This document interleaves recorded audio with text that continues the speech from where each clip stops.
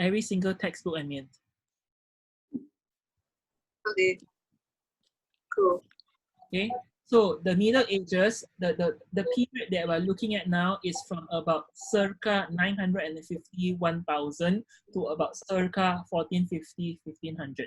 So our class, our History 1101 is until 1500. So basically this is the end, the last 500 of European history. So for the next 3 classes, the next 3 weeks, we'll be talking about the Middle Ages. The Middle Ages is a very long period. Okay? Today we'll look at basically the components of the Middle Ages first. So today we'll look at the components of the Middle Ages. Okay. Today we'll look at the different components of the Middle Ages. Okay. First 3 is the different parts of society. Okay, you have the workers, the warriors, the worshippers. Okay, so basically you have the ordinary man, the fighting man, and the people who pray. Okay, and then we describe 3 different ways the society evolved at that time. The medieval society, what is the medieval society, what kind of troubles they have, and what are the reaction to the troubles that they have. So in today's class, we'll look at the 3 different components of society again. The ordinary people, the fighting men, and the people who pray. So the workers, the warriors, the worshippers. And then we'll describe all these 3 inside the society. What are the problems that they face, and what is the reaction to the problems that they face. Okay. On next week, we'll look at the most important part of the Middle Ages, the Crusades. The Perang Salib is a very important part of the Middle Ages. The Middle Ages, Perang Salib. You see, these warriors here, right? The warriors, just like in Japan, you must give them something to do. If the warriors, you don't give them something to do, the warriors be the one who will bring down your government. So better get the warriors to fight. You know, last time in secondary school, right?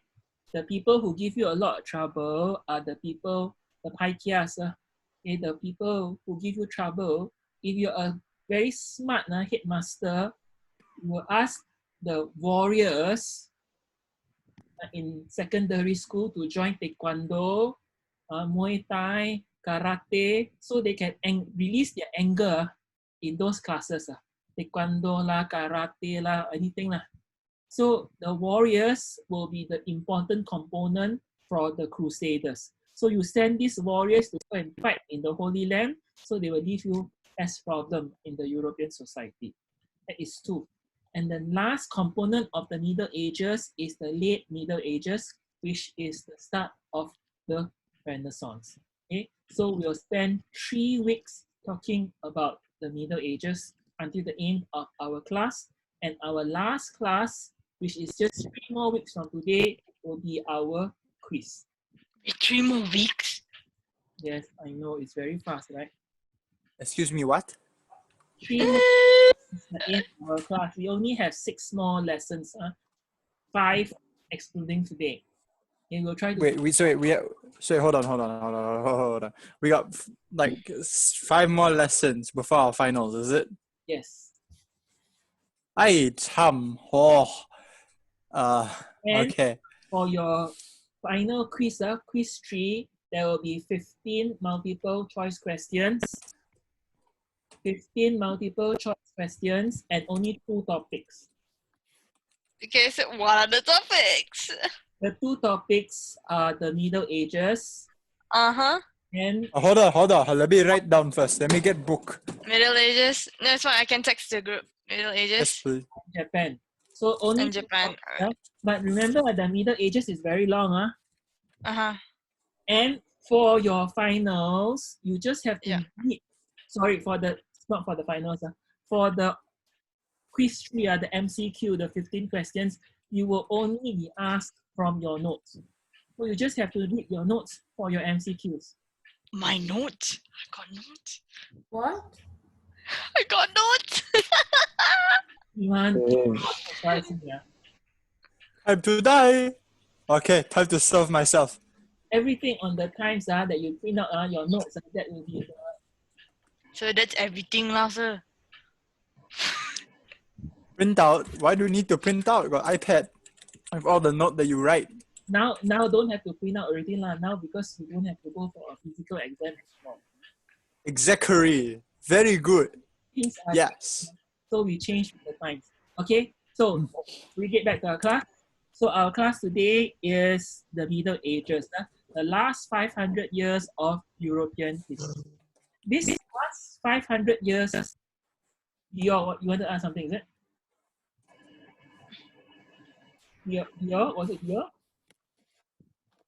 Can we continue? Okay, so the last 500 years of European history. So our class will be from about 1000 to 1450. Okay, this is the beginning and the early formation of a modern state and society in Europe. Now, when we look at Europe, right, we'll see Europe like Germany, France, Spain, Portugal. The Portuguese will stay in Portugal. The Spanish will stay in Spain. The Germans will stay in Germany. In the Europe that we are studying today, it's not like that. There is no Germany, there is no Italy, there is no Spain. Okay? There are small principalities in Europe. There are no big states. The big states will only come much later. One of the earliest states we can see is England. England is one of the earliest states. France will also come soon, about 1200s, you will have France already. Okay? So this whole era is the era where the church is much more powerful than the individual nation state. The idea of nation state is still not there yet. It is the church that will become the most powerful unit in terms of politics, economic, and religion. So the Pope can ask the king to go and fight the war. Not the other way around. The king does not ask the Pope asks the king. But also in this era, you have two things that will change. One is the Black Death. Some say the Black Death, 50% of the population, from 30 to 50% of the population can die. Lucky the COVID-19 is not as bad as that. And the 100-year war between France and England, that will change. Because of the Black Death, for example, where you have not enough workers, you have totally economic decline, then a new form of Europe will, and this new form of Europe will be the Renaissance, and that will be our last class. Okay, so that is the background. Now, number one, we'll look at the workers. In Europe, this is the biggest component of European society. 90% or more of Europeans will be peasants. Okay, they will do all kinds of agricultural work, whether they work in the fields, they work in orchards, or they work to cut down the forest. Work is tough. Work is never easier. Our class got no Filipinos in this class. Have you heard of this song called? Have you heard of the song called "Planting Rice is Hard"? Planting what? Planting rice is hard. Yes, planting rice is hard. Have you heard of that song?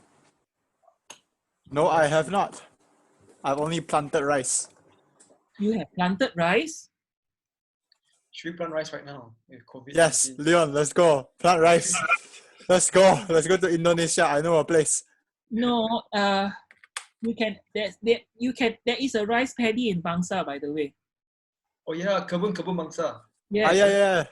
Hey, that's a nice place actually. That's a good place to get some hard work in. But then they all say that they want to close it down or something. Like the Yeah, they are. They closed it down already, I believe. It's because they have too many different animals, and the too many different animals may cause different diseases. Okay, let's see whether this song can play or not. You hear? Okay.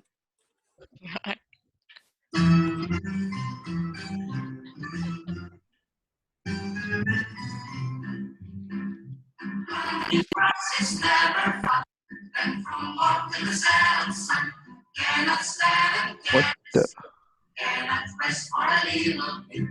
Hunting rice is never fun, and from morn till the setting sun, cannot stand and cannot sit, cannot rest for a little bit.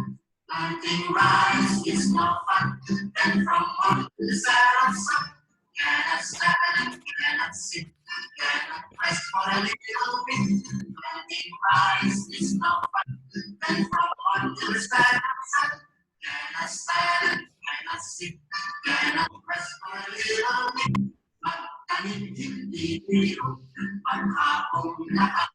So that is the reality of the Middle Ages. Of course, they don't plant rice lah. This planting rice song is a Filipino song.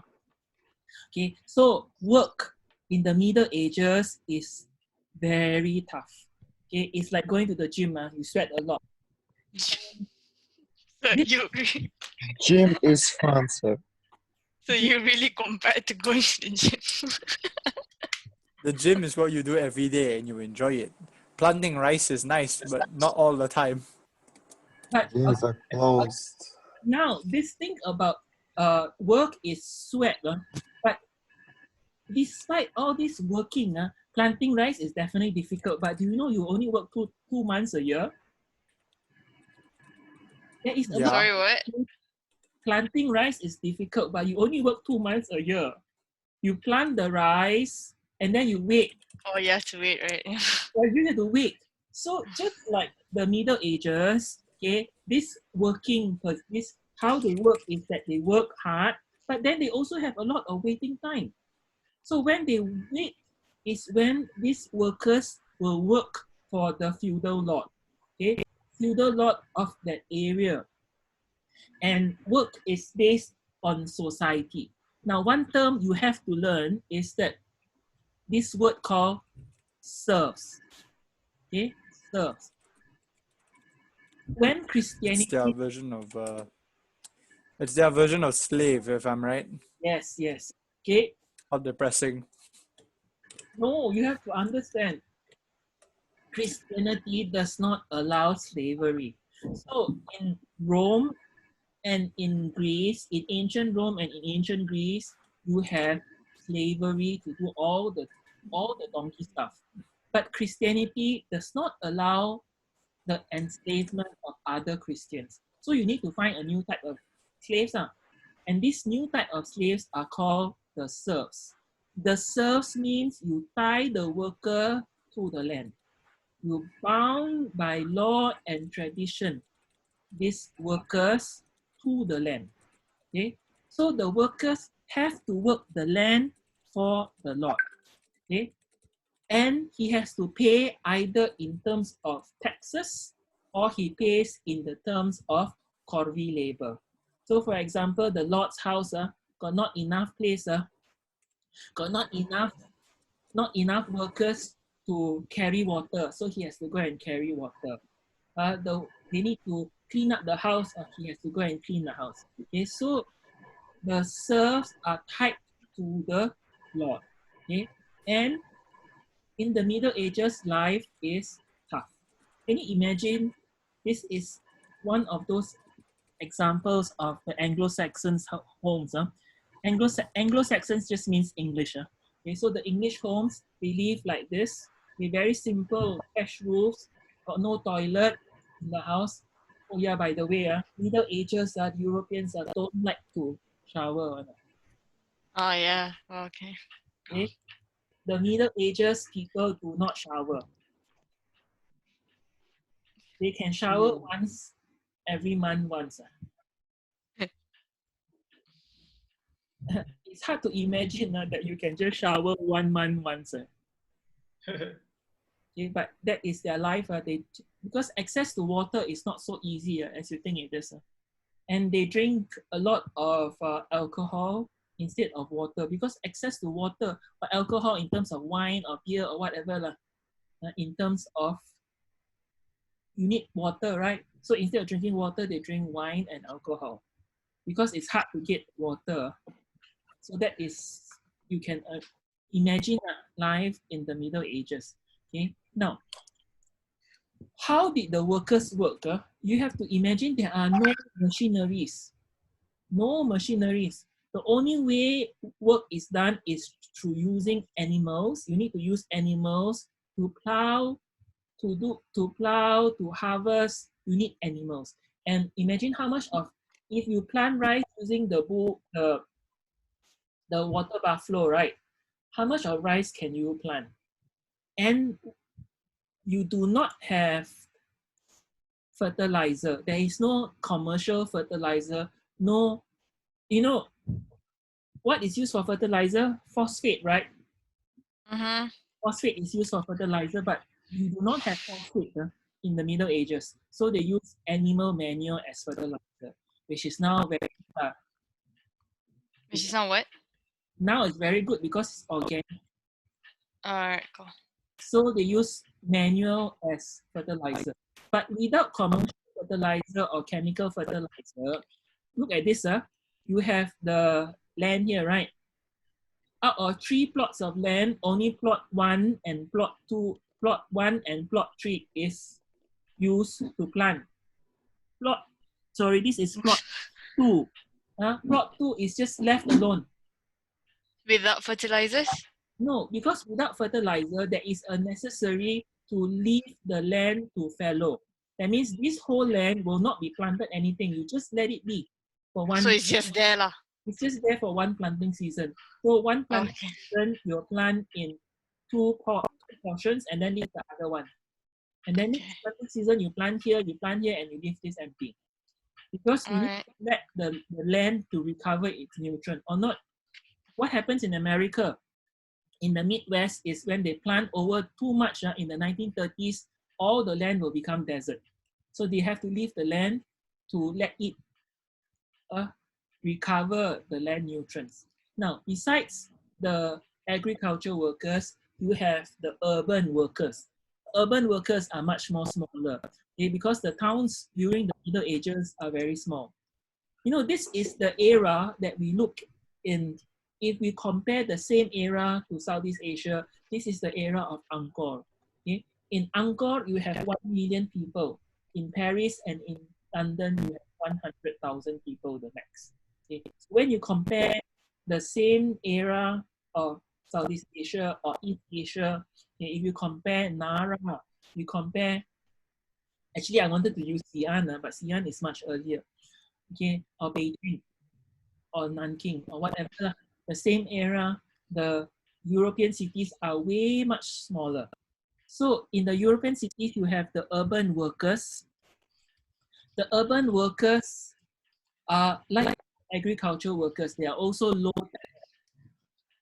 They are low tech. Okay, so they are semi-skilled, unskilled, and casual laborers. Okay, at the top are the craftsmen. And these craftsmen are very smart, you guys, how many of you guys have been to Bavaria before? Where? Bavaria, Munich. For example, in Munich, they like to make cuckoo clocks. Okay, so cuckoo clocks is a craft. It's a craft. It requires a lot of specialty in doing it. So this craftsman will use a guild system to restrict competition. They make you list. In order to make the cuckoo clock, they make you become apprentice for, let's say, 10 years, 15 years. So they Make a cuckoo clock? For example, to make a cuckoo clock, okay, they make the person as an apprentice for 10 years, 15 years, right? Finally, they allow you to make the cuckoo clock. Alright. So they will keep this number very small.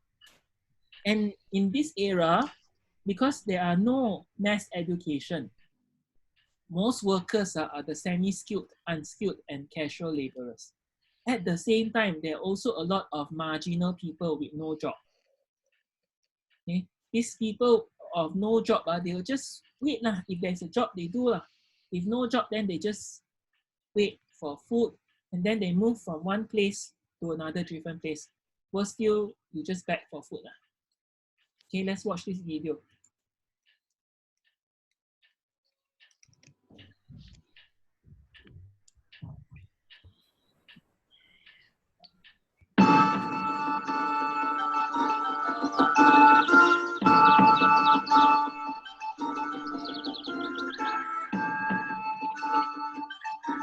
Eight centuries ago, during the medieval era of history, the people of Europe followed a way of life called feudalism that would seem strange to us today. The medieval era was a time when the huge castles of powerful lords dotted the countryside, a time of constant warfare when knights put on suits of metal armor before going into battle, a time when most ordinary people lived in humble cottages on large feudal estates and had very few individual rights. It was also the time when the world's largest and most beautiful Christian churches were being built. All in all, it was one of the most fascinating periods in the history of the world. Now, let us find out what it was like to live in medieval times.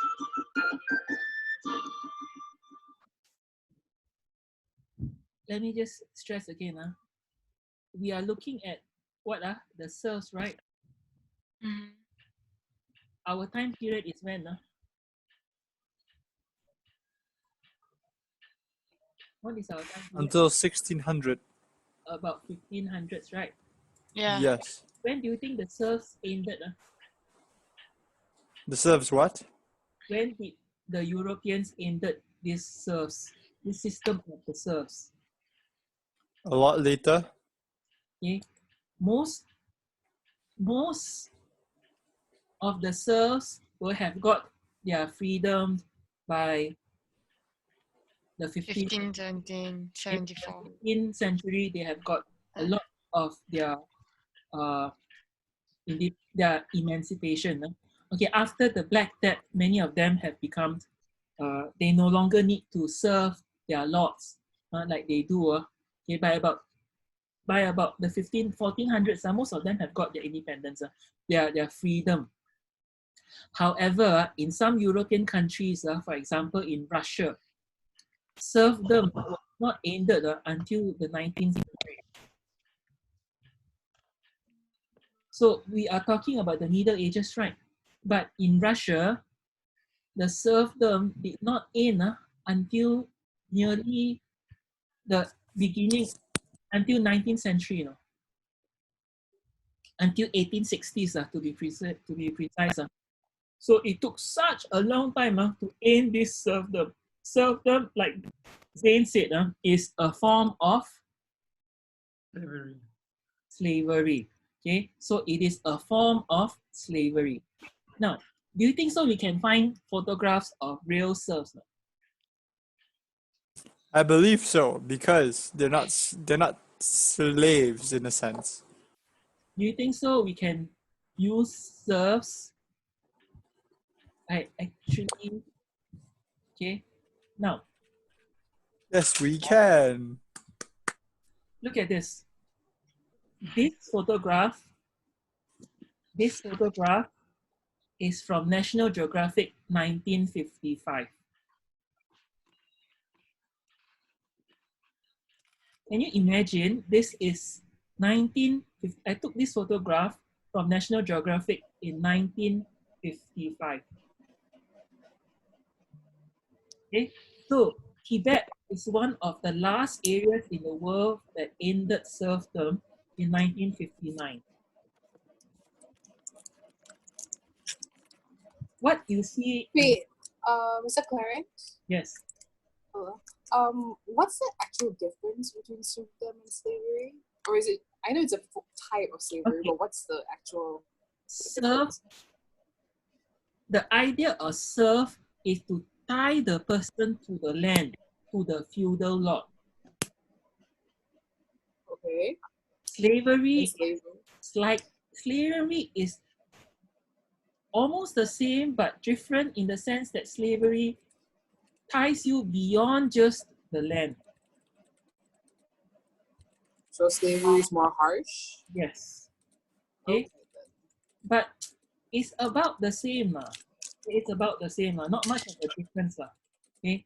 And you can only have this kind of serfdom if 90% of the people are serfs.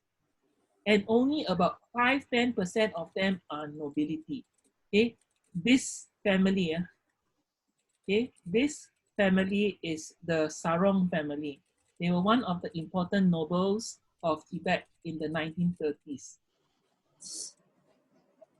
They live in a very rich, they live in a very rich,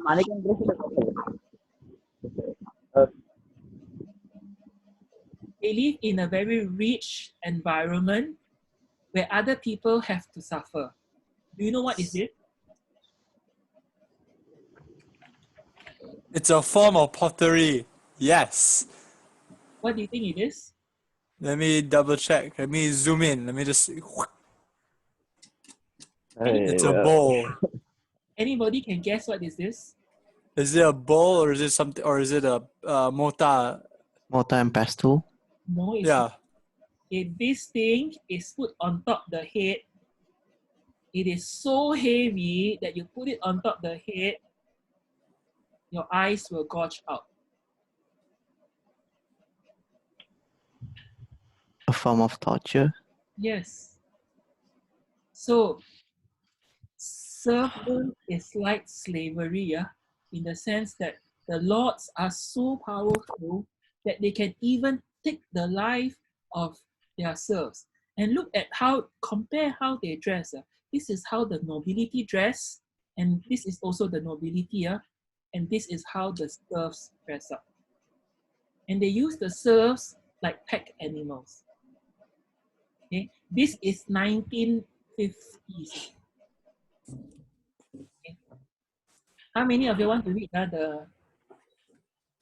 how many of you are interested to read this edition of the National Geographic? Can. Sure, I'd love to. Okay, I got a lot of time. I'll give you guys the PDF copy on one Yay. yourself. It's a 1955 edition. I have to find it. I have it anyway. So you can read about it. You'll find this picture which I took it from that. So the idea today is the serfs, okay, they are 90% or more of the European society at that time. They constitute the bulk of the European society. Okay, so they constitute the bulk of the European society, and we need to go to the next part. And how many of you are being told that the remaining time is now 7 minutes? Can you see that? Yeah. Can you see that the remaining period of time is 7 minutes? Yes. Yes. Yes, sir. You can do the second part now.